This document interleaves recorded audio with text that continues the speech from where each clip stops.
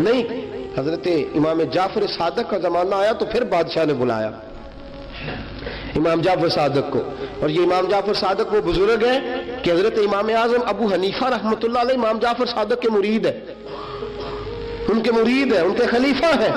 حضرت امام جعفر صادق کو بلایا، اور جب سیدنا امام جعفر صادق رحمۃ اللہ علیہ رضی اللہ عنہ پہنچے تو آپ نے شاندار لباس پہنا، شاندار لباس پہنا اور اعلیٰ قسم کا جبہ پہنا، اعلیٰ قسم کی پگڑی باندھی، ہاتھ کے اندر عصا پکڑا.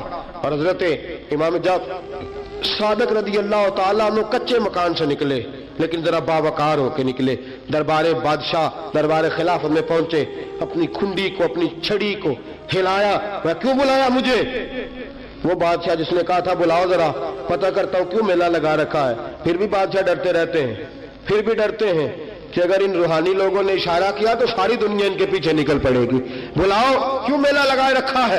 جب بادشاہ کے سامنے پہنچے تو بادشاہ نے کہا کیا بات ہے، کیوں بلایا تھا مجھے؟ کہنے لگا حضور غلطی ہو گئی.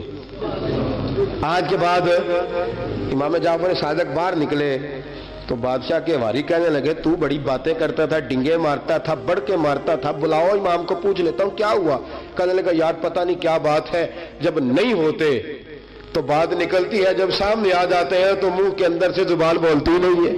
جب سامنے آتے ہیں تو کیا روب ہے، کیا روب ہے. اصل اسے سمجھ نہیں تھی کہ تیری نسل پاک میں ہے بچہ بچہ نور کا، تیری نسل پاک میں ہے بچہ بچہ نور کا، تو ہے عین نور، تیرا سب گھرانہ نور کا.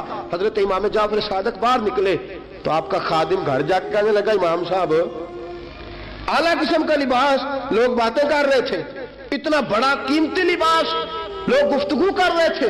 تو حضرت امام جعفر صادق نے قمیض اتارا، نیچے ٹاٹ کا لباس تھا، فرمایا یہ جو اوپر پہنا ہے یہ مخلوق کو دکھانے کے لیے ہے اور جو اندر پہنا ہے وہ رب کو دکھانے کے لیے ہے. اندر اللہ کو دکھانے کے لیے ٹاٹ کا ہے لیکن مخلوق کو دکھانے کے لیے میں نے اعلیٰ لباس پہنا ہے. ان کے دل میں خیال نہ آئے کہ رسول پاک کے اہل بیت شاید کمزور ہو گئے ہیں اس لیے ڈرتے اور سہمے ہوئے آتے ہیں. میرے نبی کے خاندان نے اس وقت سے لے کر تا دم آخری آج تک ایک پورا کردار ادا کیا ہے.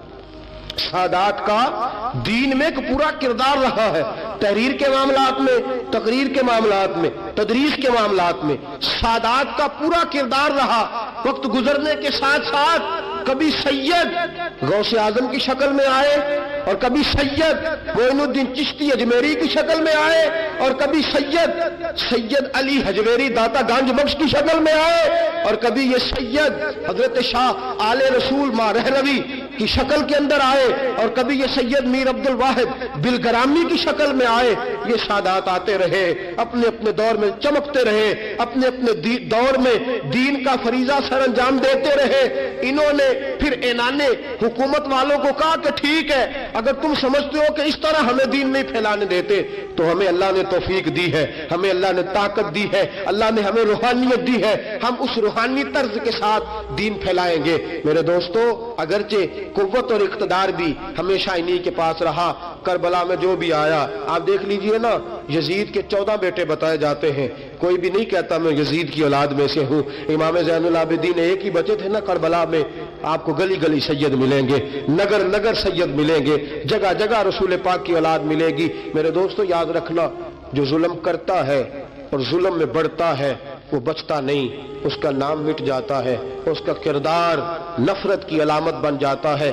زندگی آپ بھی گزار رہے ہیں، وقت میں بھی بتا رہا ہوں. یاد رکھنا، خیال رکھنا، اگر ظالم بنو گے تو مٹ جاؤ گے، اگر ظالم بنو گے تو ختم ہو جاؤ گے، اگر ظالم بنو گے تو تمہارا نام لینا لوگ پسند نہیں کریں گے.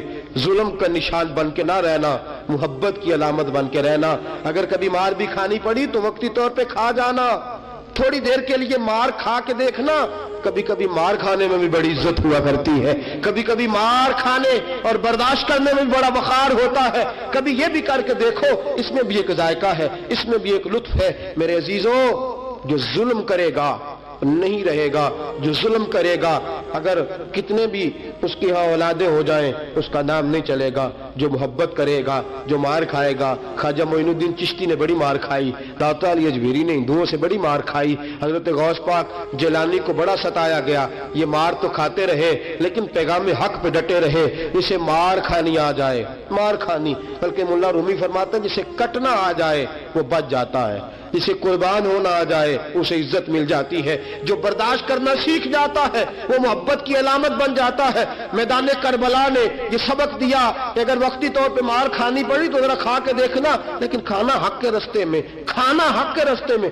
اور ایک اور بات بھی ذہن کے اندر رکھیے، ضروری نہیں کہ کسی جگہ پہ کثرت ہو جائے، زیادہ ہو جائے تو وہ حق کی علامت ہی ہو، ہمیشہ کثرت حق کی علامت۔ اتبعوا سواد العظم والا معاملہ دوسرا ہے، لیکن کثرت ہمیشہ صداقت کی علامت نہیں ہوتی۔ یزید کے ساتھ تھے تو بہت زیادہ، لیکن کبھی بھی دل کے ساتھ انہوں نے یزید کی سپورٹ نہیں کی، تھے بہت امام حسین کے ساتھ، اس وقت تو تھوڑے تھے، لیکن ذرا آج تک دیکھیے کتنے ہیں جو امام حسین سے پیار کرتے ہیں، میدان کربلا سے لے کر آج تک۔ اور پھر کسی نے کہا تھا نا انسان کو بیدار تو ہو لینے دو، ہر شخص پکارے گا ہمارے ہیں حسین، پھر دیکھنا صبح قیامت تک کتنے ہیں۔ حق کے نام پہ ڈٹ جاؤ، اگر تم ایک بھی ہوئے، دو بھی ہوئے، 10 اور 12 14 بھی ہوئے، رہنا حق پہ قائم رہنا، مار کھا کے دیکھنا، اس میں بھی بڑی لذت ہے۔ ظلم سے بچنا، ظلم بہت بڑا عیب ہے، ظلم بہت بڑی بیماری ہے، لگ جائے گی تو نام و نشان مٹا دے گی، ختم کر دے گی صفحہ ہستی سے ظالم کو۔ اللہ میں ہر قسم کے ظلم سے بچائے، ہمیشہ مدحت خیر الانام میں گزرے، دعا ہے یہ عمر درود و سلام میں گزرے۔ وآخر دعوانا الحمدللہ۔